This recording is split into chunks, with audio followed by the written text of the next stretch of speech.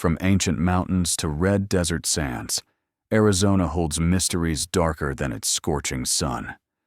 Today, we're bringing 13 haunting legends back to life, stories that still echo through canyons and whisper across the desert after sunset. Number 1. The Lost Dutchman's Gold Mine. Deep in the jagged peaks of the Superstition Mountains lies a treasure that has claimed more lives than it has ever revealed. The Lost Dutchman's mine, named after German immigrant Jacob Waltz, has called to fortune seekers for over a century, promising gold beyond imagination and delivering mostly death. In the 1870s, Waltz emerged from these forbidding mountains with pockets full of extraordinarily rich gold ore. On his deathbed in 1891, he whispered clues about his secret mine to his caretaker, igniting a treasure hunt that continues to this day. The mountains seem to protect this secret fiercely. Strange accidents, mysterious disappearances, and even headless bodies have been discovered in those searching for the gold. Some say Waltz stole the gold from an ancient Apache burial site, and the spirits guard it still. Others believe the treasure is cursed by its original Mexican owners, who were slaughtered by Apaches while mining the precious metal. The mountains themselves seem alive with watchful energy that confuses compasses and changes familiar paths. Adventurers still vanish in the superstitions. In 2010, 3 Utah men disappeared while hunting for the mine. Only one body was ever recovered. Others report seeing an old bearded miner watching from distant ridges, vanishing when approached. Some hear phantom pickaxes striking stone when no one else is around. To this day, the Bureau of Land Management receives hundreds of mining claims in the area each year. The lure of Dutchman gold remains powerful, but locals warn that the mountains have a memory. They know who comes seeking riches and who shows respect. Those who venture in with greed in their hearts might find something far different than gold, waiting in the shadows of the Superstition wilderness. Number 2. Skinwalkers. In the painted deserts of northern Arizona, the Navajo people speak in hushed tones about creatures so feared that many refuse to discuss them after dark. They are the Yinaldlushi, skinwalkers, human witches who have gained terrible power by breaking sacred taboos and can transform into animals at will. Their very name sends shivers through reservation communities, where belief in their existence isn't folklore, it's reality. Unlike the romanticized shapeshifters of popular culture, skinwalkers are viewed as purely malevolent. They're said to wear the pelts of animals, often coyotes or wolves, moving on all fours with impossible speed. Their eyes glow like embers in the darkness, and they can mimic the voices of loved ones to lure the unwary into the desert night.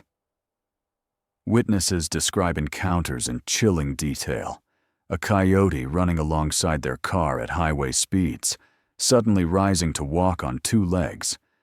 Others report figures that change shape in the flicker of headlights or tap on windows with human-like hands in the midnight hours. The sounds they make are perhaps most terrifying, human words coming from animal throats. Many Navajo families have stories they rarely share with outsiders. Tales of skinwalkers targeting homes, casting curses, or following vehicles down lonely reservation roads. Some say they're drawn to those who think or speak about them, which is why many refuse to acknowledge them directly. Modern skeptics dismiss these accounts as superstition, but those who've grown up in the shadow of places like Black Mesa or the Lukachukai Mountains know better. Law enforcement officers working on the reservation have filed reports of encounters they cannot explain, their official language carefully avoiding the word no Navajo wishes to speak aloud. To this day, many Arizona homes near Navajo Nation keep shotguns loaded with ash-packed shells, one of the few things said to harm a skinwalker. The legends remain powerful enough that even non-native residents have learned to respect the night and the secrets it might hold, in Arizona's most remote corners. Number 3. The Mogollon Monster. In the dense pine forests along the Mogollon Rim, something massive moves through the trees. Standing over 7 feet tall with piercing red eyes and covered in matted fur, the Mogollon Monster has terrified campers, hunters, and hikers for generations, leaving behind massive footprints and a scent described as death mixed with wet fur. The first documented sighting came in 1903, when I.W. Stevens reported to the Arizona Republic newspaper his encounter with a creature near the Grand Canyon. He described it as having long white hair, monstrous features, and carrying a club. The beast roared at him with breath that smelled like the very essence of death itself. Since then, dozens of credible witnesses have come forward. A forest ranger in the 1940s described finding a deer carcass torn apart with inhuman strength.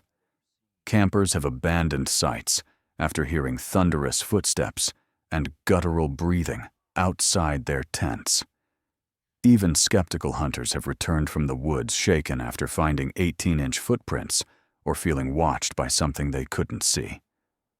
Unlike many cryptids, the Mogollon Monster is known for its aggressive behavior. It's been seen hurling rocks at intruders, screaming to intimidate those who venture too deep into its territory, and stalking hikers for miles. Some locals believe it's fiercely territorial, protecting ancient Native American burial grounds from disturbance. The White Mountain Apache tribe has their own name for the creature, the Big Hairy Man, and their oral histories include warnings about its unpredictable nature.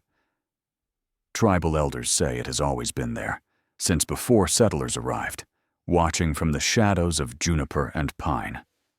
Today, the forests along the Mogollon Rim attract thousands of visitors seeking escape from Arizona's desert heat. Most never encounter anything strange, but rangers still receive occasional reports of something large moving through the underbrush after dark, leaving behind massive, unexplainable tracks, reminding us that even in the modern world, some parts of Arizona remain truly wild. Number 4. The Red Ghost.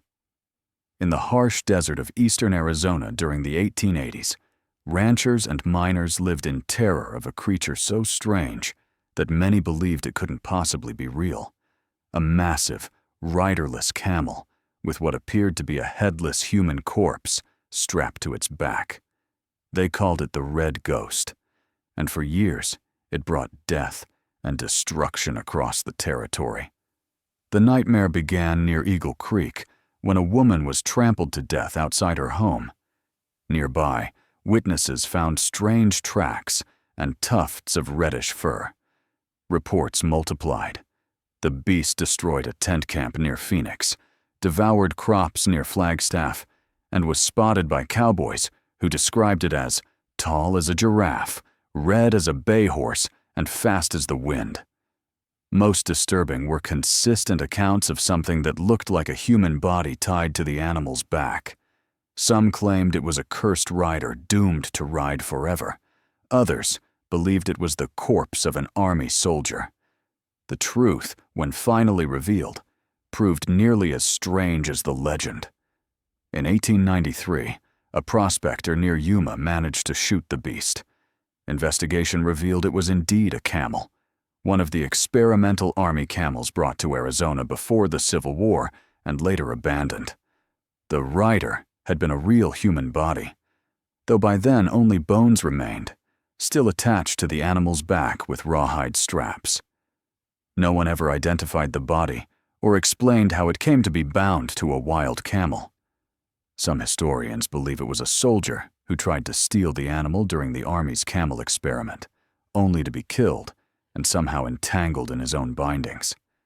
Others suggest it was an ill-fated mail carrier who attempted to cross the desert using an unfamiliar mount. To this day, ranchers in eastern Arizona occasionally report seeing a massive red shape moving across distant mesas at impossible speeds. The thundering of heavy feet, sometimes echoes through remote canyons at night, carrying the ghostly echo of a rider who never dismounted, forever wandering the Arizona Badlands. Number 5. Vulture Mine Ghosts. In the sun-baked hills near Wickenburg stands the skeletal remains of Vulture Mine, once Arizona's richest gold producer, and now perhaps its most haunted location.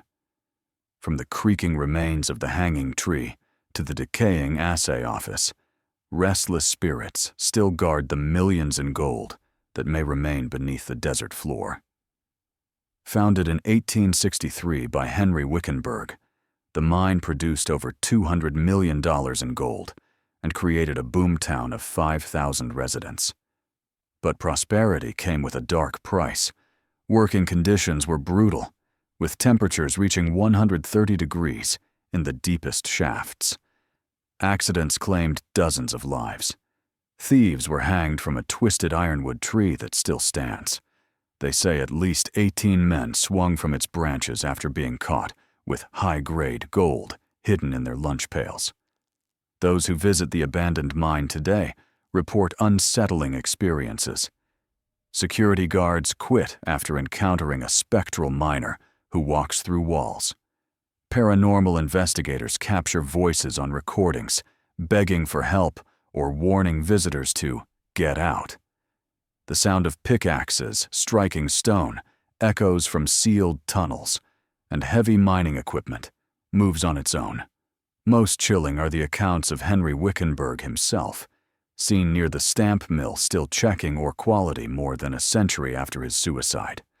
A woman in a blue gown, believed to be a prostitute murdered in one of the cabins, appears at night near the former bordello. Children's laughter rings out near the old schoolhouse, though no child has attended classes there since the 1940s. Visitors often leave feeling drained, their camera batteries inexplicably dead, compass needles spinning wildly. Some report being touched, pushed, or scratched by invisible hands, especially near the hanging tree, where the angry spirits of executed miners are said to remain particularly active. Today, Vulture Mine stands frozen in time, its buildings slowly reclaimed by the desert. But those who work to preserve this piece of Arizona history know they're never truly alone. The miners of Vulture haven't left. They're still there, shadowy figures watching from darkened doorways, still searching for the gold that cost them everything. Number 6. The Lady in Blue. Within the stone walls of Yuma Territorial Prison, where temperatures once reached 120 degrees and inmates were packed into cells like cattle, one spirit has never found freedom. Known as the Lady in Blue, her mournful figure still drifts through the cell blocks, her sobs echoing in the desert night over a century after her death. According to prison records, she was a young woman incarcerated in 1890 for killing her husband. Some accounts say she discovered him with another woman. Others claim she suffered years of abuse before finally striking back. Whatever the truth, she was sentenced to 10 years in one of America's harshest prisons, separated from her children, and condemned to the brutal, dark cell for punishment. Unable to bear the separation and harsh conditions, she took her own life, hanging herself in her cell, using strips torn from her blue dress. Her body was discovered the next morning by guards, but something of her remained behind. Within days, inmates reported seeing a blue mist forming in the corridors and hearing a woman's weeping from empty cells. When the prison closed in 1909, the sightings didn't stop. Caretakers, historians, and tourists continued to encounter the Lady in Blue. Photography tours capture unexplained blue orbs of light. Visitors feel sudden cold spots, even in summer heat. Women report feeling overwhelming sadness when entering certain cells, sometimes breaking into tears without understanding why. Most distinctive is her perfume, a faint scent of lavender that appears suddenly in the stale desert air, followed by the rustling sound of fabric moving through narrow corridors.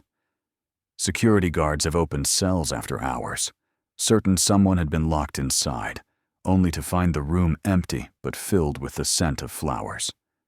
Today, the prison stands as a museum where thousands of visitors walk through its cells each year. Most never notice anything unusual. But as twilight falls and the desert wind whistles through the iron bars, some swear they can still hear her weeping, the lady in blue, forever imprisoned by grief in one of Arizona's most infamous landmarks. Number 7. Slaughterhouse Canyon. Near the town of Kingman, a narrow gorge cuts through the Surbat Mountains. Once called Logoll Canyon, locals now know it only as Slaughterhouse Canyon, named not for any abattoir, but for a tragedy so profound that screams still echo through its walls on moonlit nights. During the harsh winter of 1850, a gold miner left his wife and 3 children in their small cabin near the canyon while he searched for provisions. Days turned to weeks with no sign of his return. Food dwindled to nothing. The mother, watching her children slowly starve, was driven to madness by their cries. One freezing night, overwhelmed by grief and desperation, she dressed in her wedding gown, took her children to the creek, and drowned them one by one. Afterward, she walked into the canyon and disappeared. When the miner finally returned with supplies, he found his family gone and his home empty. The search party later discovered the children's bodies by the water, but the mother was never found. Since then, visitors to the canyon report hearing a woman's agonized wails rising with the night wind, growing louder as the moon climbs higher. Campers have abandoned their sites after being awakened by the sound of sobbing and children's desperate cries. Some claim to have seen a pale woman in a white dress drifting between the trees, searching endlessly. Park rangers avoid scheduling night patrols through the area. Local teens who once used the canyon for parties stopped after too many encountered something cold moving through their gatherings, leaving behind the scent of river water and grief. Hikers sometimes feel tiny hands tugging at their clothes when no one is there. Today, Slaughterhouse Canyon is rarely marked on tourist maps, though directions spread through whispers and online forums. Those who visit say the air feels heavier there, as if the sorrow of that winter night has never fully lifted from the land, and on the coldest nights, when the moon is full, locals lock their doors against the distant sounds of a mother still mourning the children she couldn't save. Number 8. Montezuma's Treasure. In the rugged canyons surrounding Pipe Spring National Monument lies a secret that has tempted fortune hunters for centuries. Montezuma's Treasure, a vast hoard of Aztec gold, supposedly hidden from Spanish conquistadors and protected by an ancient curse. According to legend, when Hernán Cortés invaded the Aztec Empire in 1519, Emperor Montezuma ordered tons of gold, silver, and precious gems transported north for safekeeping. Carried by thousands of servants and warriors, the treasure traveled for months until reaching what is now Arizona. There, in deep caves or underwater springs, it was hidden and sealed, its guardians sworn to protect it with their lives. The location was chosen carefully, a place of spiritual power for indigenous peoples, where strange energies already flowed. Tribal shamans placed protective curses on the treasure, ensuring that those who sought it with greed in their hearts would meet terrible fates. The servants who transported it were sacrificed to guard the secret forever. Over centuries, tantalizing clues have emerged. Spanish documents mention a city of gold in the northern territories. 19th-century ranchers reported finding Aztec artifacts near Pipe Spring. In the 1920s, a Paiute elder claimed his ancestors had helped hide more gold than the white man has ever seen in a sacred cave that opens only when the stars align. Those who've searched for the treasure report bizarre experiences, compasses spinning wildly, sudden violent storms appearing from clear skies, and sightings of ancient warriors watching from distant ridges. Some have disappeared entirely. Others emerged from canyons babbling about underground lakes glittering with gold, but could never find their way back. In 1998, a treasure hunter claimed to have located the entrance to the treasure cave near the Arizona-Utah border. 3 days later, he was found wandering delirious in the desert, his notes missing and strange symbols carved into his skin. He never spoke coherently again. Today, the legend of Montezuma's treasure continues to draw seekers to Arizona's most remote corners. But tribal elders warn that some secrets were never meant to be uncovered, and that the ancient guardians of the treasure remain vigilant, waiting in the shadows for those foolish enough to ignore the warnings written in both history and blood. Number 9. The Thunderbird. High above Arizona's most sacred peaks soars a creature of such immense power that its wings create thunder and its eyes flash lightning. The mighty Thunderbird, revered and feared by tribes across the Southwest for countless generations. Unlike many creatures of legend, the Thunderbird isn't hidden in remote forests or caves. It rules the sky openly, appearing before powerful storms as a silhouette larger than any known bird, with a wingspan said to block out the sun. The Navajo, Hopi, Apache, and Pima all have ancient stories of these supernatural beings, describing them as messengers between gods and humans, capable of carrying entire lakes in their talons. The most detailed accounts come from tribal elders, who describe the birds as having feathers of stone or metal, beaks sharp enough to split mountains, and eyes that glow like molten copper. They build nests on inaccessible peaks, particularly around the San Francisco peaks near Flagstaff, mountains so sacred that many indigenous people won't speak of what dwells there. In the 1970s, 2 forest rangers near Sedona reported seeing a bird, big as a small airplane, glide silently over a canyon before disappearing into a thunderhead. In 1985, drivers on Highway 89 watched in astonishment as a creature with a wingspan estimated at 20 feet circled the highway before vanishing into clouds that hadn't been there moments before. The White Mountain Apache tell of sacred places where Thunderbird feathers, unnaturally heavy and metallic, can sometimes be found after lightning storms. These objects are said to provide protection and power, but only to those deemed worthy by the spirits. Those who take them without proper ceremony are said to draw the Thunderbird's wrath, manifesting as personal tragedies or inexplicable accidents. To this day, when massive monsoon storms build over Arizona's mountains, some elders point to the darkest part of the clouds and remind the young that the Thunderbirds are watching. They aren't myths or memories. They are guardians of the sky that have watched over the desert since before humans arrived, their wing beats echoing as thunder across the canyons of time. Number 10. The Apache Death Cave. Near the abandoned trading post of 2 Guns, a dark opening leads into the earth, a place so drenched in violence and vengeance that even hardened paranormal investigators approach it with caution.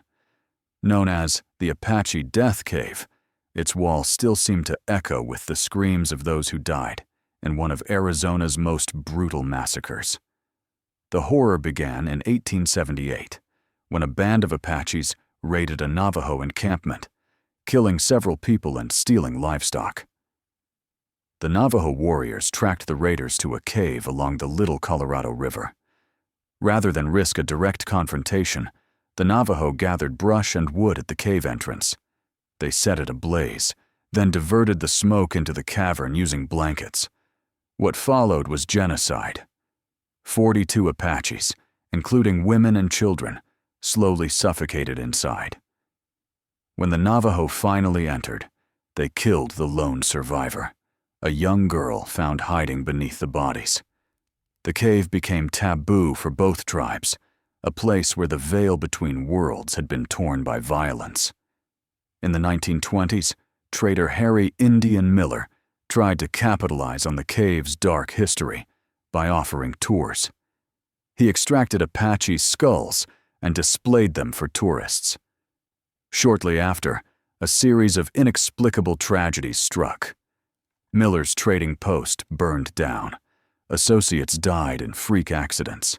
Visitors reported being pushed by invisible hands or hearing war cries echo from the depths. The Apache Death Cave gained a reputation as one of Arizona's most haunted locations. Phantom campfires appear at night only to vanish when approached. Cameras malfunction. Batteries drain instantly. Some visitors emerge with unexplained scratches or feeling as if something followed them out, a heaviness that lingers for days. Today, the cave stands empty, its entrance partially collapsed. The ruins of 2 guns slowly crumble nearby, but those who venture too close after sunset still report hearing distant drumming from underground or seeing shadowy figures watching from the rim rock above, Apache spirits that have never found peace, bound to the site of their terrible end by the memory of smoke, darkness, and betrayal. Number 11. The Headless Ghost of Canyon Diablo. Just east of Flagstaff lies the ghost town of Canyon Diablo, once one of Arizona's most lawless outposts. A hell on earth, where 35 men died violently in its first year alone. But of all the restless spirits said to haunt these ruins, none is more feared than the headless rider who gallops through the scrubland on moonless nights, still searching for both his killer and his missing head. In 1886, a notorious outlaw known only as Killer Miller rode into town, his saddlebags heavy with gold, stolen from a train robbery. After a night of gambling and whiskey, he staggered out into the darkness and was never seen alive again. 3 days later, his decapitated body was discovered at the bottom of the canyon. His head and the gold were never found. Some say Miller was ambushed by fellow bandits. Others believe it was the work of a bounty hunter who took the hit as proof for reward money. Whatever the truth, within weeks of his burial, cowboys reported seeing a headless figure on horseback riding along the canyon rim, its movements jerky and unnatural, the horse's hooves making no sound on the rocky ground. Over the decades, the sightings continued. Railroad workers refused to camp near the canyon after dark. Navajo shepherds reported that their animals would suddenly panic at dusk, sensing something the humans couldn't see. In the 1930s, a CCC worker claimed the headless rider followed his truck for miles before vanishing at a crossroads. The ghost is said to be most active during the quarter moon, when the light is dim enough for the dead to walk. It's been described as a dark silhouette, with a strange mist where the head should be, riding a skeletal horse with glowing red eyes.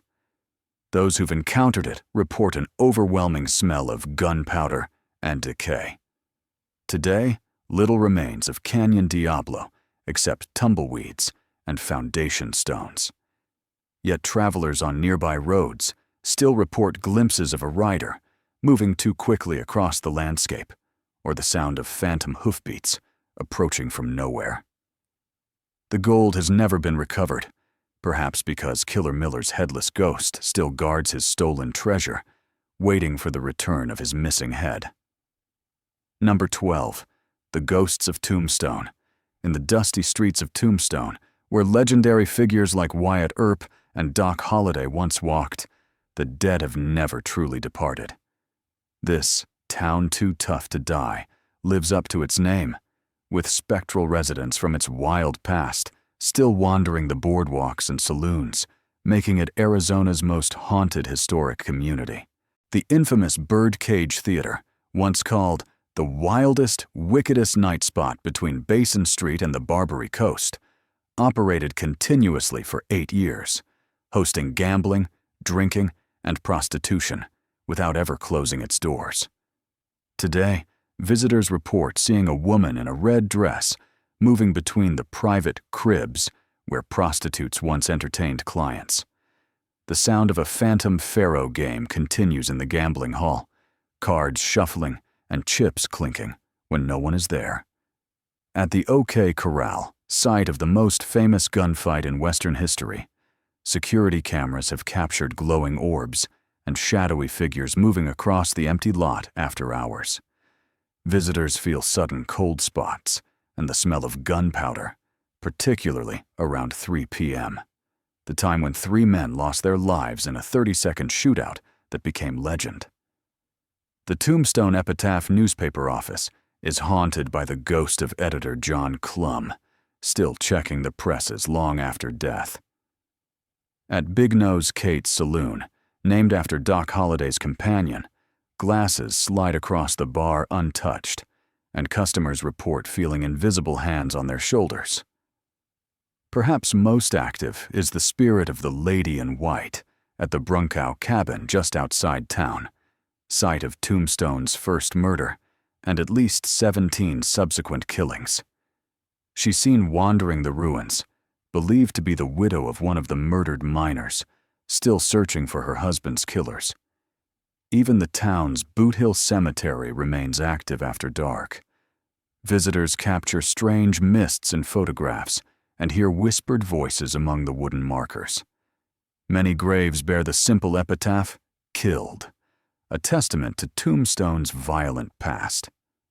Today, Tombstone embraces its haunted reputation, with ghost tours and paranormal investigations drawing visitors from around the world. But locals will tell you the hauntings aren't for show. They're as real as the silver that built this legendary town. The spirits of gamblers, gunslingers, and soiled doves continue their eternal watch over the streets where they lived, died, and refused to leave. Number 13. The Yuma Territorial Prison Ghosts. Behind the thick granite walls of Yuma Territorial Prison, where temperatures once soared to 120 degrees and inmates were packed into steel cells like cattle. The sentence for some never ended. Though the prison closed in 1909, the tortured souls of Arizona's most notorious criminals still serve their time, their whispers and screams carrying on the desert wind. Known as Hellhole to those incarcerated there, Yuma Prison housed over 3,000 prisoners during its 33 years of operation. At least 111 died within its walls, from tuberculosis, suicide, desperate escape attempts, and the brutal dark cell punishment, where inmates were chained in complete darkness for days. Their bodies were buried in the prison cemetery, unmarked except for their inmate numbers. The most active spirit is said to be that of John Ryan, imprisoned for crimes against nature. After being savagely beaten by other inmates, he committed suicide in his cell. Now, visitors report seeing his face appear in photographs, a sorrowful figure with hollow eyes. Others feel invisible hands grabbing them in cell 14, where Ryan spent his final days. In the women's quarters, now empty except for dust and shadows, the sound of a child crying can sometimes be heard. Prison records show that several female inmates gave birth during their sentences, some watching their infants die from the harsh conditions before being forced back to work on the prison sewing machines that still sit silent in the corner. The dark cell remains the epicenter of paranormal activity. Those who enter this punishment chamber report difficulty breathing, sudden nausea, and the sensation of invisible fingers touching their faces. Guards and tour guides have found the cell's heavy door mysteriously open in the morning, though it was securely locked the night before. Modern equipment fails regularly inside the prison walls. Cameras malfunction, batteries drain instantly, and recording devices capture inexplicable voices begging for water or mercy. One paranormal investigation recorded the clear sound of cell doors slamming and chains rattling in areas where no one was present. Today, Yuma Territorial Prison stands as a state historic park, attracting thousands of visitors curious about Arizona's frontier justice system. Most tour in daylight, listening to historical facts about the West's most feared penitentiary. But as shadows lengthen across the exercise yard and the sun sinks behind Prison Hill, the true residents of Yuma Prison make their presence known, still serving time in Arizona's most haunted correctional facility. If you enjoyed the video, please click the like button and don't forget to subscribe to the channel. See you in the next one.